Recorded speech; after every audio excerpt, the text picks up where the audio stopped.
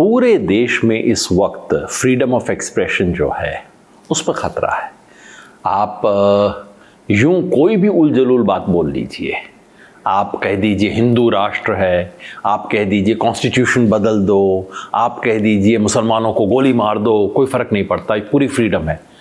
लेकिन आप ऐसी छोटी सी भी बात कह दीजिए जो इस सरकार को कबूल नहीं है, जो इन्हें पसंद नहीं है, तो बस आपके ऊपर वो अब ये जो अनअकैडमी वाला मामला है, मैं वैसे एक बात साफ कहूँ, मैं उनकी बात से बिल्कुल सहमत नहीं हूँ। मुझे लगता है अनएजुकेटेड लोगों को उतना ही हक है, क्योंकि अनएजुकेटेड होना कोई अपने मन से अनएजुकेटेड नहीं होता है, मजबूरी से अनएजुकेटेड रहता है। और इस देश में चाहे कामराज रहे हों, बहुत बड़े लोग रहे हैं जिनको एजुकेशन नहीं थी, जो बहुत अच्छे लीडर साबित हुए, तो मैं उनकी बात से एग्रीमेंट मेरा नहीं है जी। लेकिन क्या क्राइम कर दिया भाई?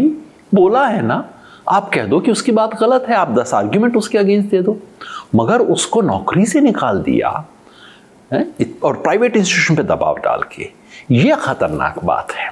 ये देख, आप अशोका यूनिवर्सिटी में इस वक्त क्या हो रहा है? अशोका यूनिवर्सिटी हिंदुस्तान की इस वक्त प्रीमियर यूनिवर्सिटी, प्राइवेट यूनिवर्सिटीज़ में बिल्कुल टॉप यूनिवर्सिटीज़ में से एक है।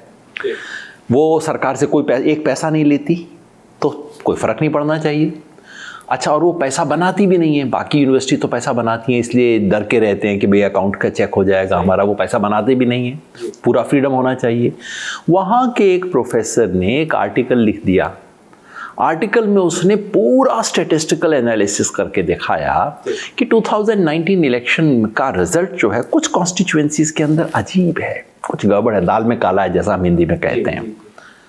अब उसको बीजेपी वालों ने कहा कि ये आर्टिकल लिखने की ज़रूरत कैसे हुई, यूनिवर्सिटी ने परमिट कैसे किया, यूनिवर्सिटी ने उस पर कमेटी बैठा दी, उसने कहा छोड़ो मैं रेजिग्नेशन दे छोड़ गया।